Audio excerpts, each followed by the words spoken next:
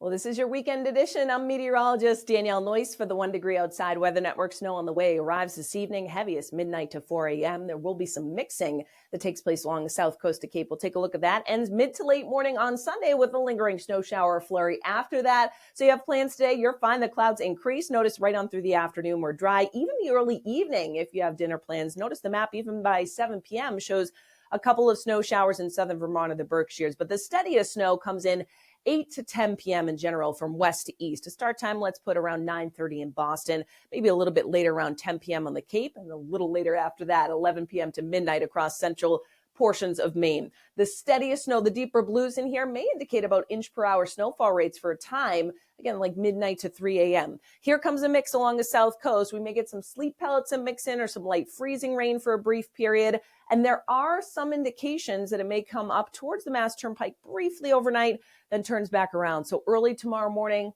here we go at 5 a.m. Notice the rain snow line south of Boston, some mixing on Cape Cod with some raindrops too on the islands. And then that rain snow line does collapse south and east. So we change back over to snow in those spots tomorrow by mid-morning. But everything at that point is tending to be a lighter consistency or a lighter intensity, I should say, breaking apart to leftover snow showers that may linger on the mid and outer Cape until the early evening hours. The rest of us, flurry may float by.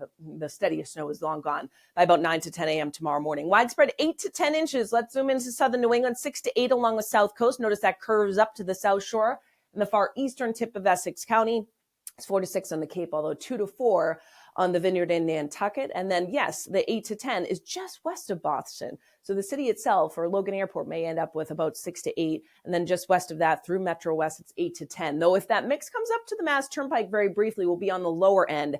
And yes, our legend lines up to 8 to 12 because there may be some localized spots to pick up greater than that. Far northern New England, it is a fluffier consistency. So although it's less moisture overall, it piles up quickly, a widespread 3 to 6. Bumping it up 6 to 8 in the deeper blues here, south side of the Champlain Valley, and then back in through a lot of ski country. Northern Maine, you're the most removed from this, so the amounts will decrease across central and northern Maine to just a coating to an inch across northern Aroostook County. Now, the storm departs tomorrow. By tomorrow night, we clear the skies out. Maybe a lingering flurry in far northern Maine, or an additional flurry, I should say, that comes in on Monday. Good amount of sunshine in central and southern New England and some mountain clouds. By Monday evening and night, clouds increase, and Tuesday will be a sun and clouds type of day, but those clouds increase as high pressure slides off to our south, and our next storm system, or potential storm, I should say, will be down through the mid-Atlantic, bringing some areas of snow and mix by Tuesday morning and afternoon. Some mountain snow showers here at home. The question is, how far north does this snow get on Tuesday night? Could we get grays with a little bit of accumulating snow in southern New England? So that's the next time frame to keep an eye on. No big wind or coastal concerns with this snow that comes in. We're talking about some gusts 10 to 20 miles per hour. So there will be some blowing and drifting snow. Notice overnight tonight, we do see some gusts that go 30 to 35 miles per hour. The south coast, South Shore, Cape Cod, an isolated gust of 40. May get some gusts to 20, 25 miles per hour here, even through the interior. So yes, some blowing and drifting, but no damaging wind. That wind shifting out of the east and northeast, then out of the north and north-northwest on the backside of the storm. That wind will ease over the course of the second half of the day tomorrow. High temperatures, 20s north, 30s south for our Sunday. Predicted wind chill, about 10 degrees colder, teens and 20s as we deal with the cleanup. So certainly could be a whole lot worse by February standards. Tomorrow night, single digits in the North Country, sub-zero in northern Maine, but many of us in the teens in central and southern New England. And then by Monday, 20s to lower 30s, a slightly below average day. Wind generally 10 to 15 miles per hour.